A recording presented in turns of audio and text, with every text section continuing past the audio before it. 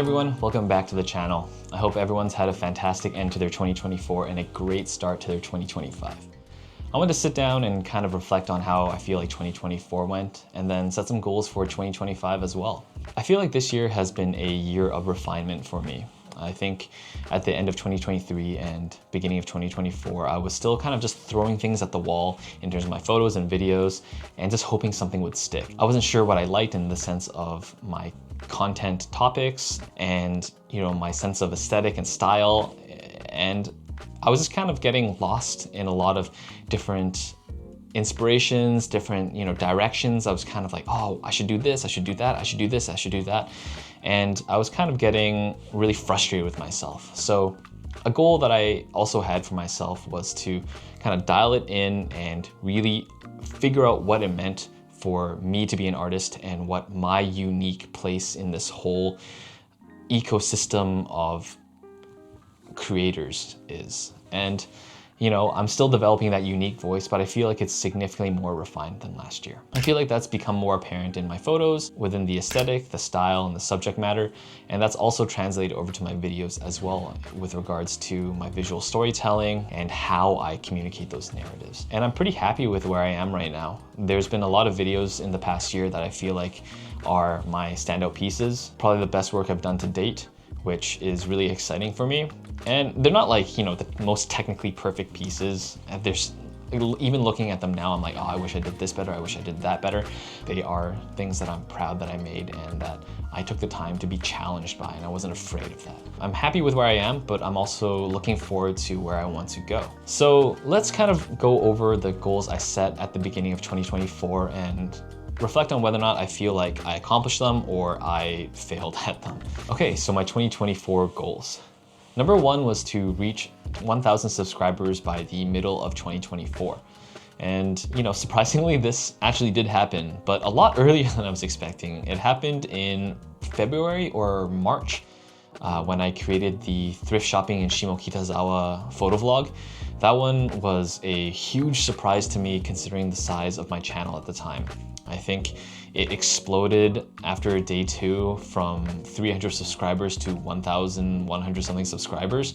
And, I was like, whoa, this is insane. And it kind of gave me the taste of the dopamine hit and the rush of going semi-viral, at least for the, the size of my channel. And it was very, very affirming and felt really, really good.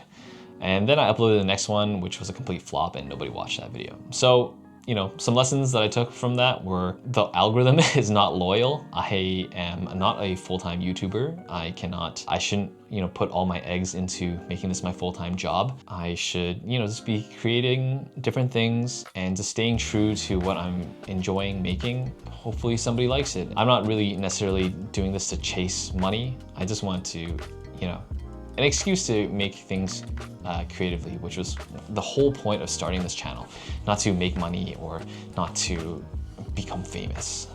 And also, it's had the added benefit of connecting me to a lot of very, very amazing and inspirational artists. For some reason, they like the work that I do, which, I'm very thankful for because I've been able to interface with so many cool people one-on-one and learn from them directly. And it's just, yeah, that's kind of an awesome benefit of doing this kind of stuff. When I put myself out there, people see it and then we get to connect, make friends, and then we get to improve together. So if you are a photographer or videographer, please message me. I really want to talk to you. I want to learn from you. If you want to, share notes, please reach out. Don't be shy. Number 2 was creating a short every other week. Okay, so if you follow my Instagram, you know that this was doomed from essentially day 1. As I mentioned in the previous reflections video, shorts are not something that I naturally gravitate towards. This is not a method of storytelling that I'm super familiar with, and I don't have a natural propensity towards it. And I think it really shows in how I tell my stories. Yeah, I think this took a back burner, especially when I realized I wasn't filming for shorts. I was kind of just recycling my YouTube content for shorts, which I wasn't putting my efforts into it. And I didn't want to kind of just throw stuff together and be like, all right, this is all right, just create slop. There's enough of, content out there. I want to, for my own satisfaction and my own creative development, I want to be very intentional with what I created, not just just chop it up and be like, all right, this is fine, just ship it off. There are many, many people out there that have such an amazing, amazing voice through shorts, and I still want to learn from them. But I think for this period of time, I want to still focus on improving my technical skills and how I tell stories through this longer form medium. So maybe I'll revisit this goal in the future, but for now, I think it is something I'm not really focusing on, and I'm happy with that. Unfortunately, yeah, this one is a solid fail, but that's okay. Okay, moving on to goal number 3. Goal number 3 was to create an episodic vlog series. And this one came from a personal enjoyment of episodic vlog series. I really like it when there's a cliffhanger and there's something to look forward to and see where the adventure leads a person and what they're trying to tell at the end of the whole journey. Obviously, like, I'm impatient. I'm like, oh, please release the video. But that's why I watch those stories. And I filmed the Kyushu video series, and that was split into 2 episodes of my travels with Elsie down to the southern islands of Japan. I feel like while it was edited to be like a episodic video series, I don't feel like it was actually an episodic series. And the reason for that is because I don't feel like there was an overarching story or a goal at the end of it. I wanted to add more of a cliffhanger or an anticipation, and I think while there was a little bit of it, it was just more like a really, really long vlog cut into 2. So I want to revisit that idea in the future and really develop the tone of how I want to communicate a extended storyline. And we'll talk about storylines in my goals for 2025. Those are my 2024 goals, past 2, maybe 1.5-ish, and failed 1. So, 50%, 66%. If I got that on a report card, mom and dad would not be happy. Okay, whatever. All right, moving on. 2025 goals. So this year I wanted to focus on improving my quality and my style of storytelling. So goal number 1 is to have higher production videos with a focus on narratives. I've been really enjoying watching videos that have a strong storytelling element as well as showing it in real time and kind of pairing it together.